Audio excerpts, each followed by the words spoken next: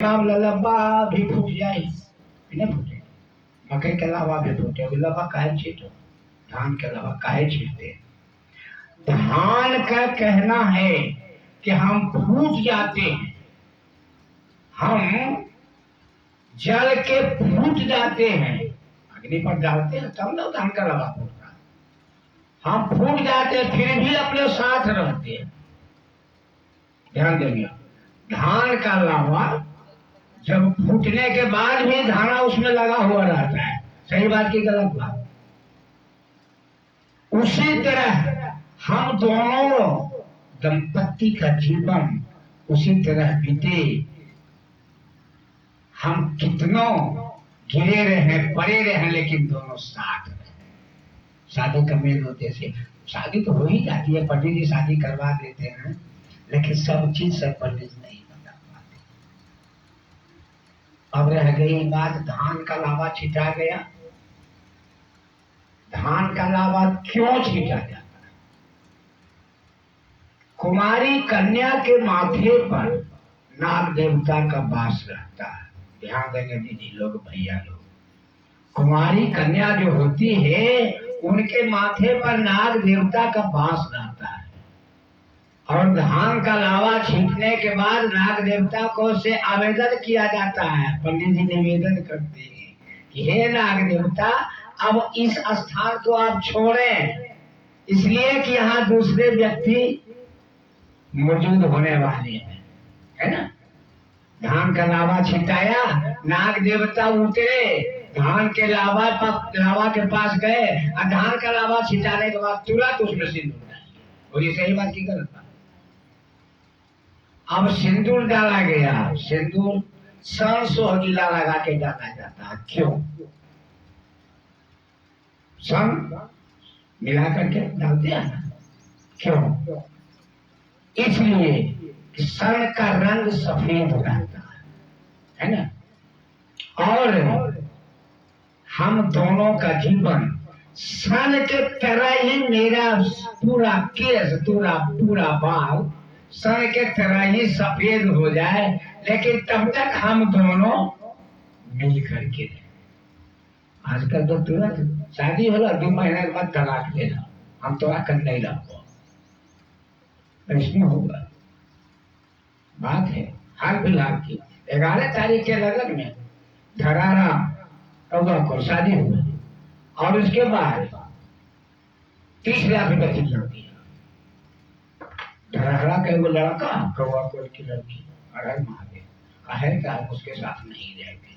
50 लाख रुपए खर्चा किया, बाप केस कर दिया। बेचारा एगो दवाई का दुकान खोले, उसको भी फंसा दिया, बेचारा परेशान कैरियर में। अब तो यहाँ है कि शादी क्या होता है समझ, लेकिन शादी का मतलब वही है। सर से सिंदूर देने का कारण है कि जिस तरह सर सफेद रहता है उसी तरह मेरा केस सफेद हो जाए, लेकिन हम दोनों साथ रहे, हम दोनों मिल करके रहे। शादी की ये पद्धति है। लोग माने तब तो सिंदूर लगाया जाता है नाक पर से सीधे मां के सामने, नाक के सामने, लेकिन आजकल तो कनभटिया सिंदूर लगा यहाँ बगलवा। अब वो किसिया से झांप ले कि मालूम पड़े कि सिंदूर है नहीं करे। क्या कहना है? इस पद्धति को मानिए। बड़े बुजुर्ग जिस तरह से चला गए हैं उसको पकड़ के रखिए, तब हमारी संस्कृति चलेगी। अब ऐसे तो लोग मनमानी करते हैं, लेकिन खैर अपने जगह पर आवे।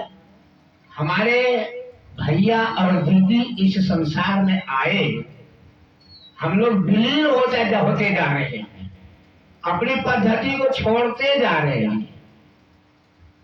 बाप कहाँ है, माँ कहाँ है ना, माँ बेटा कहाँ है, सास ससुर अपने हैं।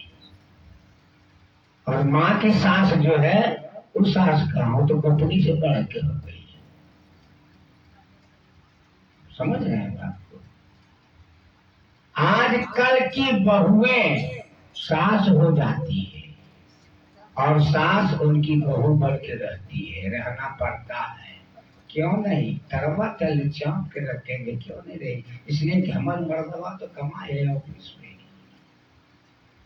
तो हम काहे नहीं छप्पर पर चल भाई, फरमान है। लेकिन उस चीज को छोड़ के चलना चाहिए। लोग नहीं मानते हैं, ना माने तो उसका भुक्तभोगी भी तो हम ही होते हैं। देखिए महादेव से जिसने बैर किया उसकी हालत क्या हुई, ध्यान देना। महादेव से बैर किया भस्मासुर, जल के दाग, महादेव से जरा सा बैर किया भस्मासुर, जल के भस्म हुआ। महादेव से बैर किया गणेश जी, उन्हीं का बेटा है ना। गणेश जी को मैया पार्वती दरवाजे पर बैठा दी और गई स्नान करने, बोली कि बेटा यहाँ तुम बैठना, किसी को अंदर नहीं जाने देना, मैं स्नान करूंगी। मैया गई अंदर स्नान करने, गणेश जी दरवाजे पर बैठे हैं, उधर से आए महादेव, अंदर जाने लगे, उनका घर था, वो जाने लगे, गणेश जी रोक दिए, नहीं जाना है। क्यों?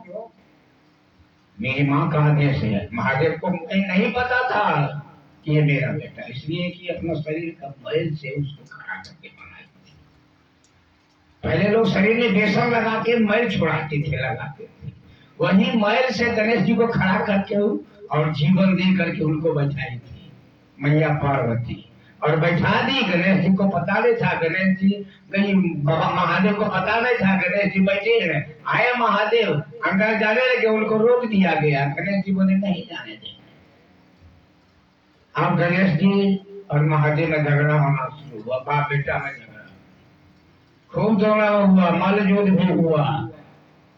महादेव परास्त हो गए, अंत में अपने त्रिशूल से उनका गर्दन काट। जब अंदर प्रवेश किए तब पूछती है मैया की, आप यहाँ आए, दरवाजा पर कोई नहीं मिला आपको? तो हाँ, वो लड़का था, हमसे लड़ाई किया,